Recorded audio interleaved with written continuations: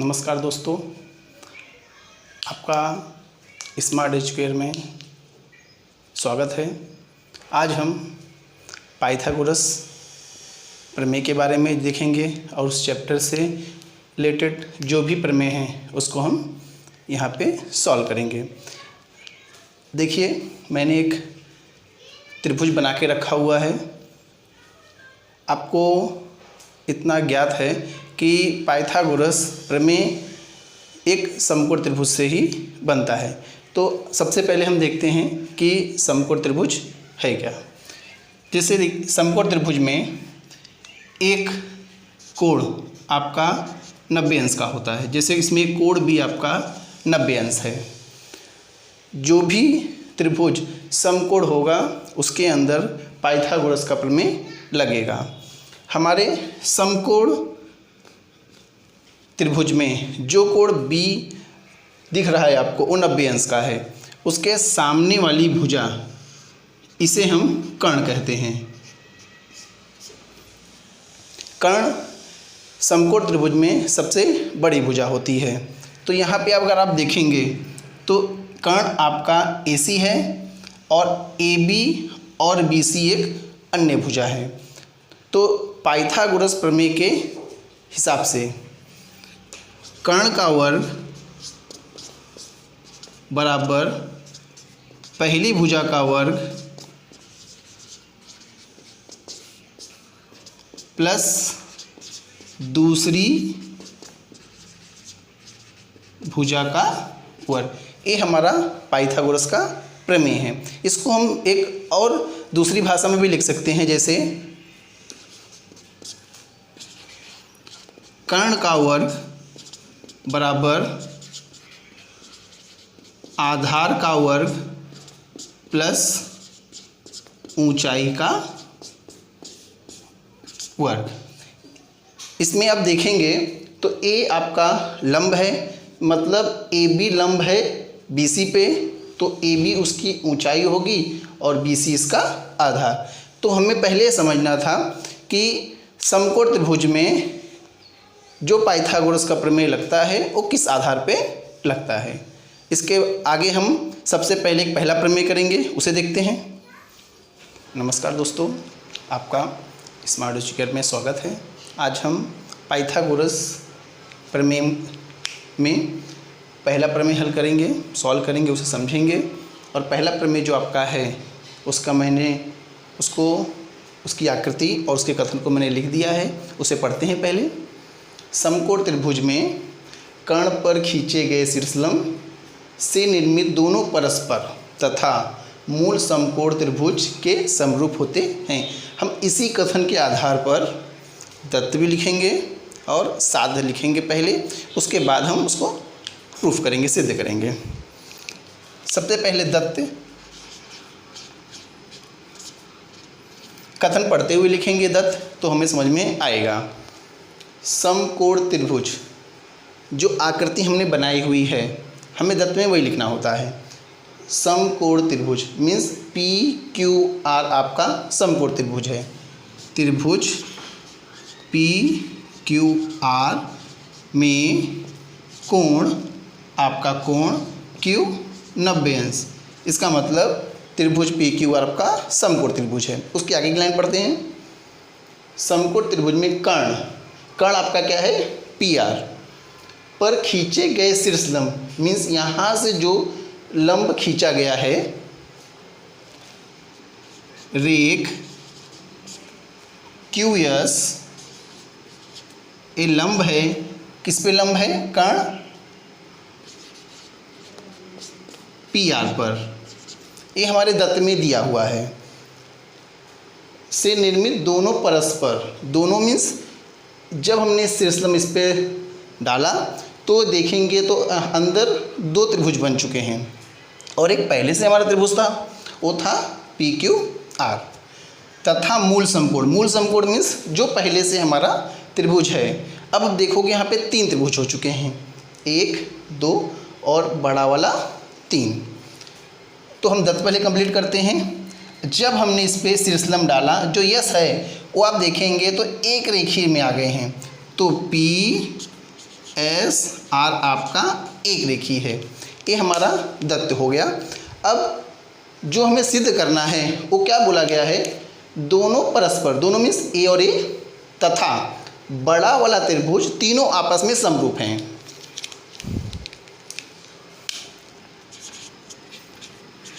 साध्य जो सिद्ध करना है आपको, हम साध्य में वही चीज़ें लिखते हैं जो हमें सिद्ध करनी होती हैं।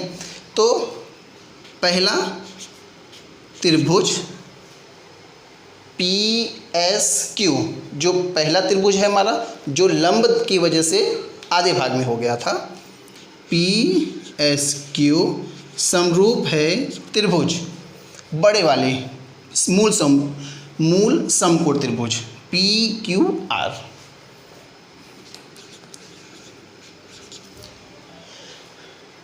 ये पहला हो गया आपका। दूसरा देखते हैं।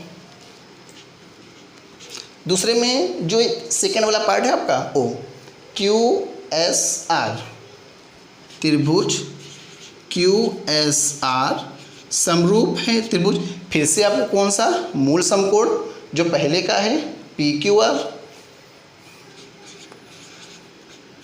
अब तीसरा सोचिए कौन सा हो सकता है, जो अंदर आपके दोनों त्रिभुज हैं उसको समरूप करना है। तीसरा आपका त्रिभुज पी एस क्यू पहला समरूप है त्रिभुज क्यू एस आर। हमें इसको सिद्ध करना है। सिद्ध करने के लिए देखिए हमें कसौटी यूज करनी पड़ती है। तो हम सबसे पहले जो पहला हमारा है इसे हम सिद्ध करेंगे यहाँ पर उपपत्ति में। उपपत्ति, तो आप उपपत्ति में सबसे पहले इसको लिखते हैं, ये दोनों त्रिभुजों को हम समरूप करते हैं। त्रिभुज पी एस क्यू और त्रिभुज पी क्यू आर में अब हम देखेंगे ये दोनों त्रिभुजों में ऐसी कौन कौन सी चीज़ें समरूप हैं। आकृति में आपको देखने से मालूम पड़ेगा। तो पी एस क्यू ए वाली आकृति इस पार्ट की, पी क्यू आर बड़ी वाली आकृति, ए वाली आकृति, और इस बड़ी आकृति में आप देखेंगे ये जो कोण पी है ये आपका सामान्य कोण है। तो कोण पी एस क्यू में क्यू पी एस सर्वांगसम है कोण पी क्यू पी आर। ये दोनों के दोनों कोण आपके इस त्रिभुज में भी आ रहा है और इस बड़े वाले त्रिभुज में भी आ रहा है। क्यू पी आर दोनों के दोनों कोण आपके दोनों त्रिभुजों में आ रहे हैं, इसलिए हम उसको लिखते हैं सामान्य कोण।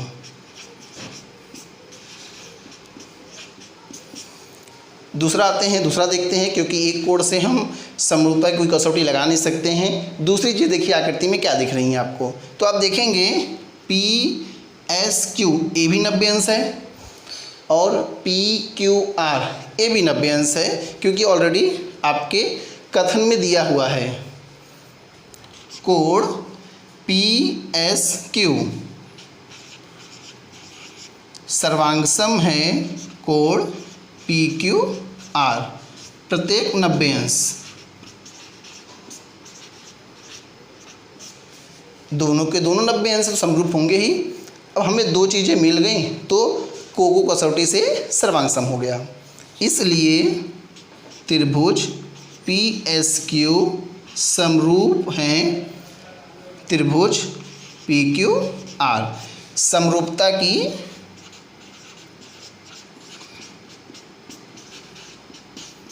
को कसौटी से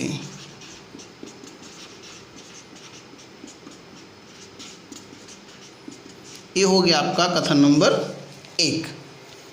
ठीक इसी तरीके से अब हम सेकंड वाला सॉल्व करेंगे। नाम क्या है इसका, क्यू एस आर और पी क्यू आर। त्रिभुज क्यू एस आर और त्रिभुज PQR में, दोनों त्रिभुजों में अगर आप देखेंगे तो ये जो R है आपका, ये सामान्य है। QSR में R और PQR में भी R, दोनों में सामान्य कोण है।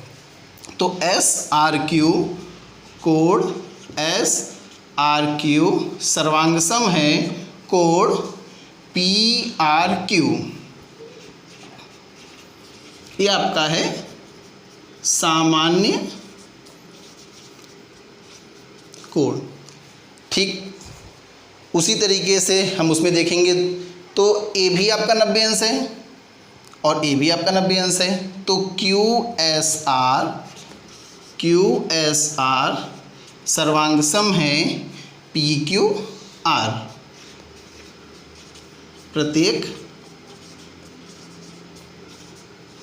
90 अंश। अब जिस तरीके से हमने यहाँ पे को कसौटी लगाई थी, ठीक उसी तरीके से यहाँ पे भी लगा देते हैं। इसलिए त्रिभुज QSR समरूप है PQR। समरूपता की को